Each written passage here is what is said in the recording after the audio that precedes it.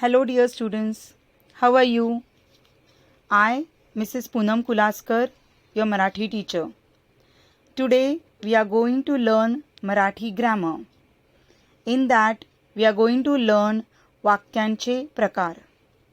आज आपण मराठी व्याकरण शिकणार आहोत. वाक्यांचे प्रकार.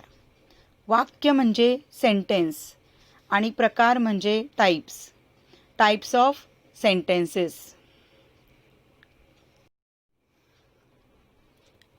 वाक्याचे त्यांच्या अर्थानुसार खालील प्रकार पडतात.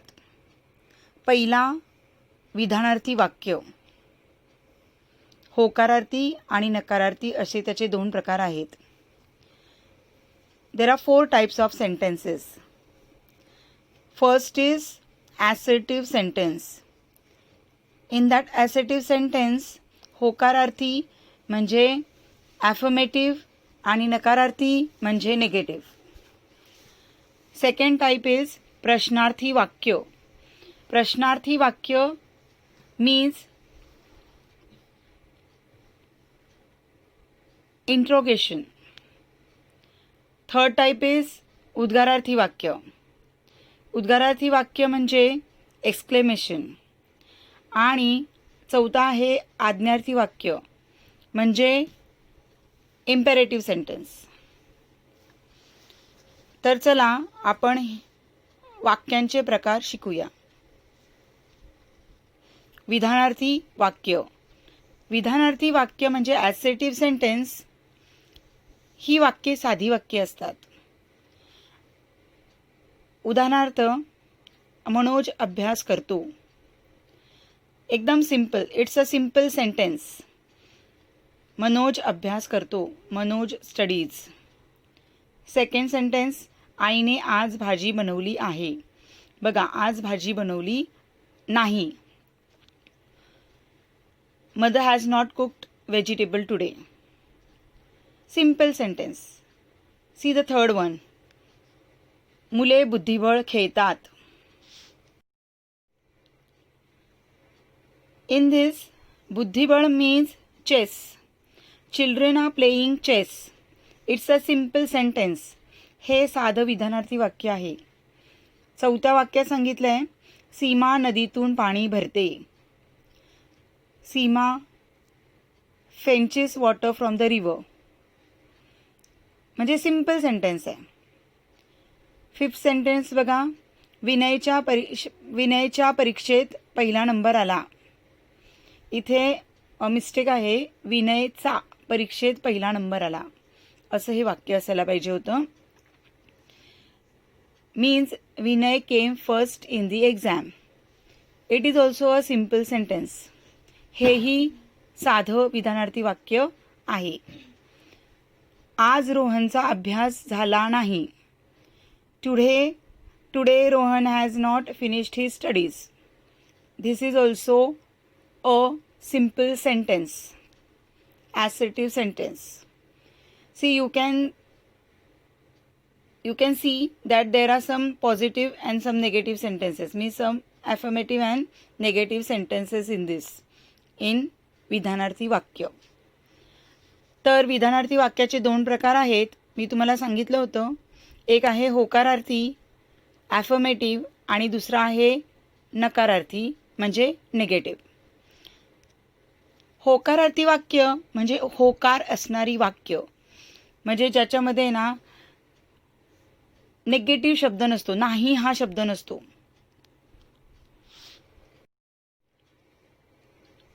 उदाहरणार्थ बघा.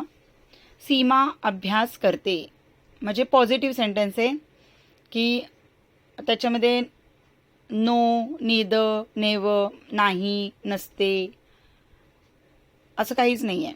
सीमा अभ्यास करते. She studies. सीमा स्टडीज. शिक्षक मुलांना शिकवतात. टीचर टीचेस स्टुडंट्स और चिल्ड्रन.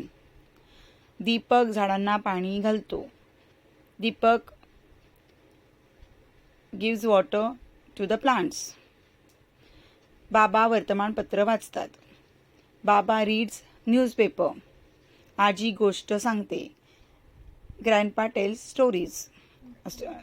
Grandma tells story. म्हणजे सगळे सिम्पल सेंटेन्स आहेत. All sentences are very simple, साधी वाक्य आहेत आणि त्याच्यामध्ये आपल्या रोजच्या क्रिया सांगितलेल्या आहेत की सीमा काय करते, शिक्षक काय करतात, बाबा काय करतायत, आजी काय करते.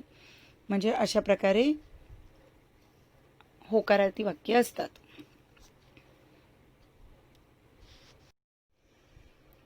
विधानार्थी वाक्याचा दुसरा प्रकार आहे नकारार्थी वाक्य.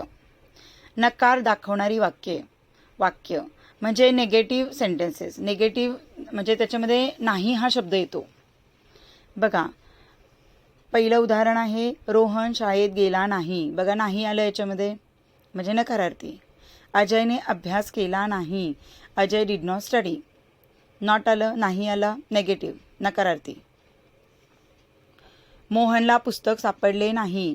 Mohan did not get his book. नाही आलं, नॉट आलं, नाही आलं. आज पाऊस पडणार नाही. Today it won't rain. नाही हा शब्द आला. बाबांना आज वर्तमानपत्र मिळाले नाही. परत नाही हा शब्द आला.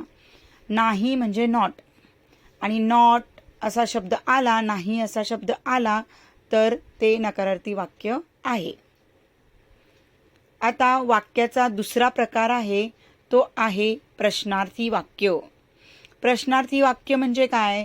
ज्या वाक्यामध्ये प्रश्न विचारलेला असतो आणि त्याच्यामध्ये क्वेश्चन मार्क असतो. प्रश्नार्थी वाक्य म्हणजे इंट्रोगेटिव्ह सेंटेन्सेस. त्याच्यामध्ये क्वेश्चन मार्क असतो. There is a question mark in that sentence. So it is very easy to recognise प्रश्नार्थी वाक्य. उदाहरणार्थ बघा, तू अभ्यास केला का? Have you studied? Question mark आला, प्रश्नचिन्ह आलं म्हणजे प्रश्नार्थी वाक्य. मनोजकडे घरच्या चाव्या आहेत का? Does Manoj has keys of the house? आहेत का? क्वेश्चन विचारलाय, प्रश्न विचारलेला इकडे. आज पाऊस पडेल असे तुला वाटते का? Do you think that it will rain today? वाटतं का तुला असं?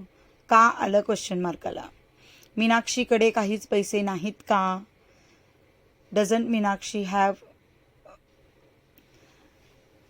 मनी? तिच्याकडे पैसे नाही आहेत का?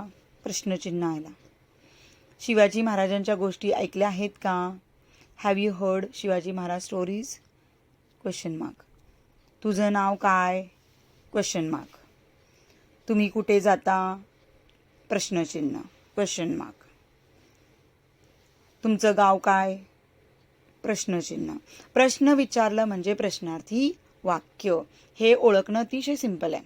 क्वेश्चन मार्क दिसला की प्रश्नार्थी वाक्य. तिसरा प्रकार आहे उद्गारार्थी वाक्य. उद्गारार्थी वाक्य म्हणजे भावना व्यक्त करणारी वाक्य. Exclamatory sentence. एक्सक्लेमेटरी सेंटेन्समध्ये एक्सक्लेमेटरी मार्क येतं. बघा, you can see the exclamatory mark here. उद्गारार्थी वाक्य ओळखणं देखील खूप सोपं आहे. उद्गारार्थी चिन्ह आलं की ते उद्गारार्थी वाक्य आहे. If there is an exclamatory mark in the sentence then that is उद्गारार्थी वाक्य. चला उदाहरणार्थ बघूया. चला आपण ही उदाहरणे पाहूया. अरे वाह, किती सुंदर घर आहे ते. बघा इकडे, अरे वाह, वाव, एक्सक्लेमेटरी मार्क आला. What a beautiful house is that? Exclamatory mark आला, उद्गारार्थी वाक्य. अरे देवा, रस्त्यात किती खड्डे झाले आहेत. Oh my god, so many pothole are there on the road. अरे देवा, एक्सक्लेमेटरी मार्क आला, उद्गारार्थी वाक्य. शाब्बास, एक्सक्लेमेटरी मार्क आला. म्हणजे पूर्ण वाक्य बघायचीही गरज नाही. You can see that exclamatory word along with the exclamatory mark. बघा, अबबो, एक्सक्लेमेटरी मार्क. छे, एक्सक्लेमेटरी मार्क. वा, एक्सक्लेमेटरी मार्क. बस एवढं बघून पण तुम्ही बोलू शकता की ते उद्गारार्थी वाक्य आहे. If there is an exclamatory mark then it is an exclamatory sentence. So it is very easy to recognize उद्गारार्थी वाक्य. आणि या सर्व वाक्यांमध्ये भावना व्यक्त केलेल्या असतात. अरे वा, किती सुंदर घर आहे ते, असं जेव्हा आपण म्हणतो म्हणजे आपल्या भावना असतात की तुम्हाला खरंच खूप घर आवडलंय आणि म्हणून तुम्ही काय म्हणतात, अरे वा किती सुंदर घर आहे ते. अशा प्रकारे भावना उद्गारार्थी वाक्यातून व्यक्त केल्या जातात. आता त्या चौथा प्रकार आहे तो आहे आज्ञार्थी वाक्य. आज्ञार्थी वाक्य म्हणजे इम्पेरेटिव्ह सेंटेन्सेस, म्हणजे याच्यामध्ये आज्ञा, सल्ले, उपदेश देणारी वाक्य असतात. आज्ञा म्हणजे ऑर्डर, सल्ला म्हणजे सजेशन, उपदेश म्हणजे पण सजेशन. तर अशा प्रकारे ऑर्डर दिलेली असेल, सजेशन दिलेलं असेल तर ते वाक्य आज्ञार्थी वाक्य आहे. उदाहरणार्थ बघा, मनोज अभ्यास कर, म्हणजे अभ्यास त्याला करायला सांगितलाय, ऑर्डर दिले की मनोज अभ्यास कर, मनोज स्टडी. मिताली जेवण बनव, मिताली मेक और मिताली कुक. बाबा डॉक्टरकडे जा, पप्पा गो टू द डॉक्टर. म्हणजे काहीतरी ऑर्डर आहे, नाहीतर कुठेतरी सल्ला आहे, आज्ञा किंवा सल्ला आहे. नेहमी खरे बोलावे, म्हणजे we should speak the truth, we should always speak the truth. म्हणजे थॉट पण येऊ शकतो इकडे. लहान मुलांनी आगीसोबत खेळू नये. बघा ते तुमच्या नोटीस बोर्डवर लावलेले असतात ना, सगळे तुमचे नोटीस, ते पण ह्याच्यामध्ये येणार की लहान मुलांनी आगीसोबत खेळू नये. Small children should not play with the fire. Don't make noise in the class, don't go out of the class, don't रोब इन द स्कूल. अशा प्रकारे जे सेंटेन्सेस येतात ते सगळे आज्ञार्थी वाक्य आहेत. ऑल दीज सेंटेन्सेस आर आज्ञार्थी वाक्य. छत्री घेऊन जा, टेक युअर अम्ब्रेला और टेक, म्हणजे आज्ञार्थी वाक्यामध्ये आज्ञा किंवा सल्ला दिलेला असतो आणि मग त्यामुळे आज्ञार्थी वाक्य ओळखणं एकदम सोपं असतं. बघा पुन्हा एकदा तुम्हाला शॉर्टमध्ये सांगते. विधानार्थी वाक्यामध्ये सिंपल सेंटेन्स असतं, इट्स अ सिंपल सेंटेन्स. प्रश्नार्थी वाक्यामध्ये there is a question mark as a question is asked. Third टाईपमध्ये उद्गारार्थी वाक्यात, उद्गारार्थी म्हणजे एक्सक्लेमेटरी, तर एक्सक्लेमेटरी मार्क असतो. एक्सक्लेमेटरी मार्क असेल तर उद्गारार्थी वाक्य. आणि चौथा प्रकार आहे आज्ञार्थी वाक्य. If there is an order or any suggestion given in the sentence then that is an imperative sentence. So it's very easy to recognize all these 4 types of sentences.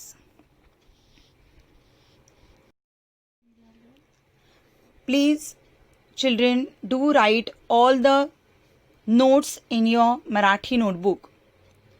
सर्व नोट्स म्हणजे सर्व वाक्ये, सर्व जे काही ह्या व्हिडिओमध्ये दिलेलं आहे ते सर्व काही तुम्ही तुमच्या नोटबुकमध्ये व्यवस्थित सुंदर अक्षरात लिहून ठेवा. जेव्हा शाळा सुरू होईल तेव्हा मी तुमची नोटबुक चेक करेन आणि नोटबुकलाही मार्क्स देईन. So please complete your notebook.